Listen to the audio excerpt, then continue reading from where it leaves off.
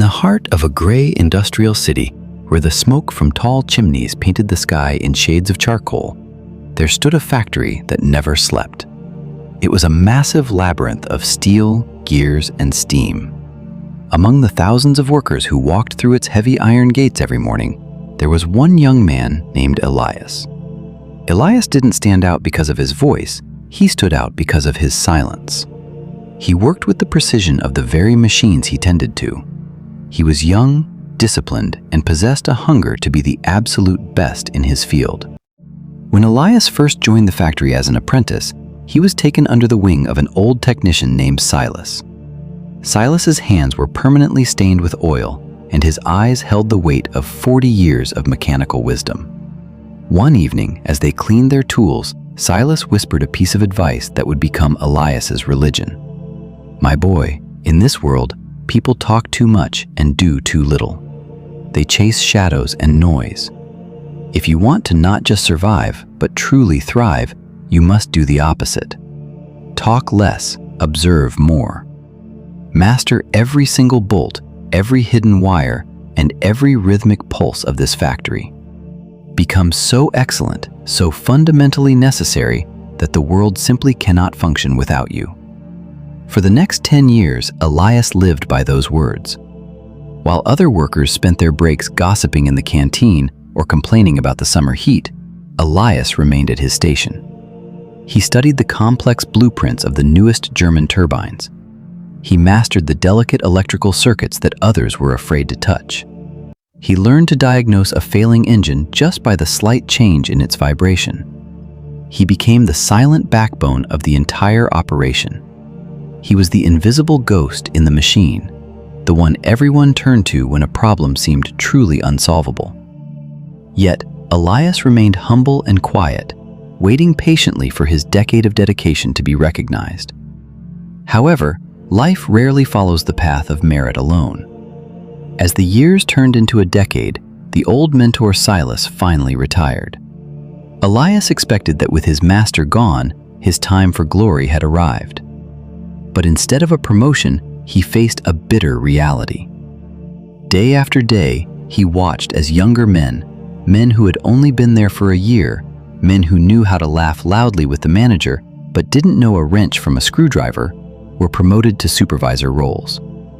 He watched as the loud and the mediocre received the raises he had earned with his sweat. Elias remained in the same corner, earning the same wage, feeling like a forgotten gear in a machine that didn't care. A dark cloud of resentment began to poison his heart. He felt invisible and exploited. Is hard work a lie? He wondered during the long, lonely night shifts. Does mastery even matter in a world that only rewards the loudest voices? The anger became a physical weight in his chest. One freezing winter evening, Elias couldn't take it anymore. He walked to the small, quiet cottage where Silas now lived. When the old man opened the door, he saw the fire of frustration in Elias's eyes. "Master," Elias began, his voice with years of suppressed emotion. "I did everything you said. I mastered the machines. I gave 10 years of my life to that cold factory. But I am being stepped over by fools. Why did you tell me to stay quiet? Why didn't you tell me that I needed to scream to be noticed?" Silas poured 2 cups of tea and looked at his student with a calm, mysterious smile. "Elias, you have completed the first part of your training perfectly. You have become a master of your craft. But you have forgotten a fundamental truth about human psychology. We do not value what is always there. We take the air for granted because it is always in our lungs. We take the sun for granted because it rises every morning without fail. Humans only realize the true importance of a thing when the world turns dark and that thing is gone." Elias looked up, confused. "What are you saying, Master?" Silas leaned forward, his voice dropping to a whisper. "Are you absolutely sure that the factory cannot run for 24 hours without you?" Elias nodded firmly. "Yes, I am certain." "Then," the mentor said, "here is your final lesson. tomorrow you will not go to work. Give no warning, give no explanation. Simply disappear for a day. Let them experience the darkness when the light bulb goes out. Elias spent the next day in total isolation. He turned off his phone, drew the curtains of his small apartment, and sat in the silence he had practiced for 10 years. For the first time, he felt the fear of being truly absent. He wondered if they would even notice he was gone. The following morning, Elias returned to the factory. As soon as he stepped through the gates, he felt a shift in the air. The usual rhythm was broken. People were shouting, running back and forth with panicked expressions. The foreman saw him and practically grabbed him by the arm, dragging him toward the main office. Inside, the manager looked like he had aged 5 years in a single night. His tie was loose, and his desk was covered in urgent reports.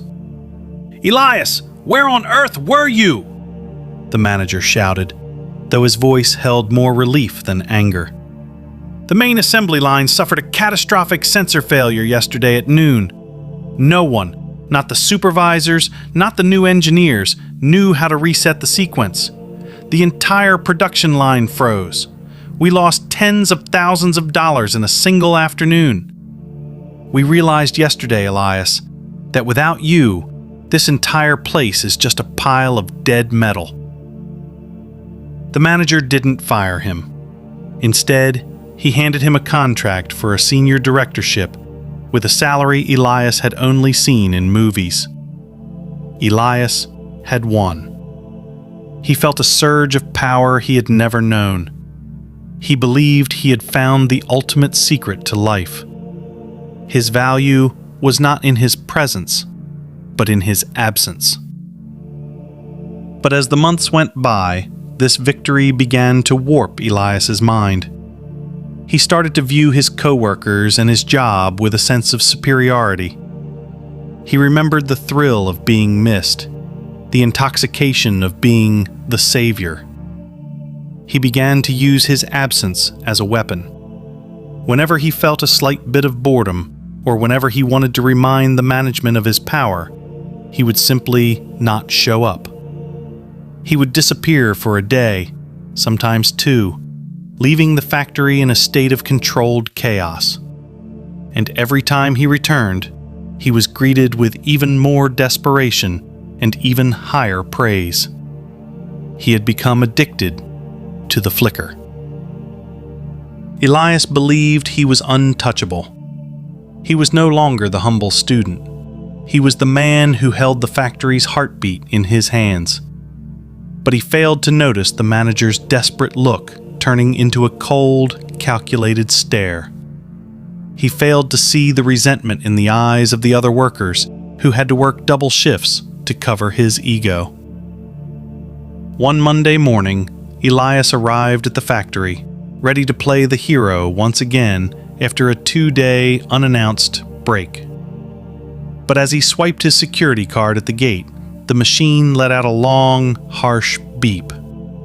The light turned red. He tried again. Red. He called out to the security guard, a man he had known for years. The guard looked at him with a mix of pity and cold indifference. "You're no longer on the access list, Elias," the guard said quietly. Elias was stunned. "There must be a mistake. Call the manager. He knows the turbines will seize up without my maintenance schedule." A moment later, the manager appeared. He wasn't panicked. He wasn't desperate.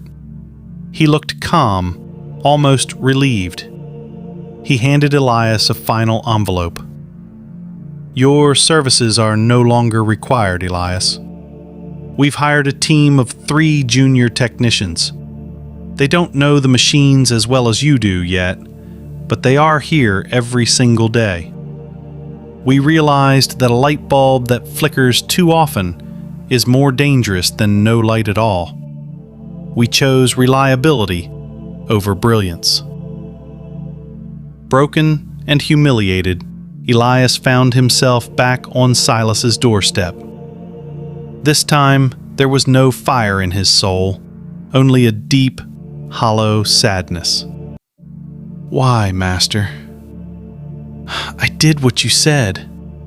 I made them realize my value. Why did they throw me away?" Silas sighed, looking at his student with fatherly compassion. "Elias, you only listened to half of the lesson. You were so hungry for importance that you ran away before I could finish the warning. It is true that no one notices a light bulb that is always on. But the second half is this. If a light bulb flickers too much, it becomes a nuisance. It creates anxiety, and eventually, a broken bulb is replaced by one that simply stays on. No one wants to depend on a miracle that might not show up. In this life," the old man continued, "success is a delicate, beautiful balance. You must be so excellent that people notice when you are gone, but you must be so reliable that they never have to worry about your absence. If you are always there, you are a shadow. If you are never there, you are a ghost. True value lies in being a constant source of light." Elias finally understood. He had used his gift to feed his ego instead of his purpose.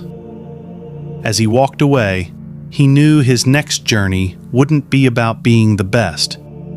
It would be about being the most dependable. Are you a light bulb that is always on, feeling ignored?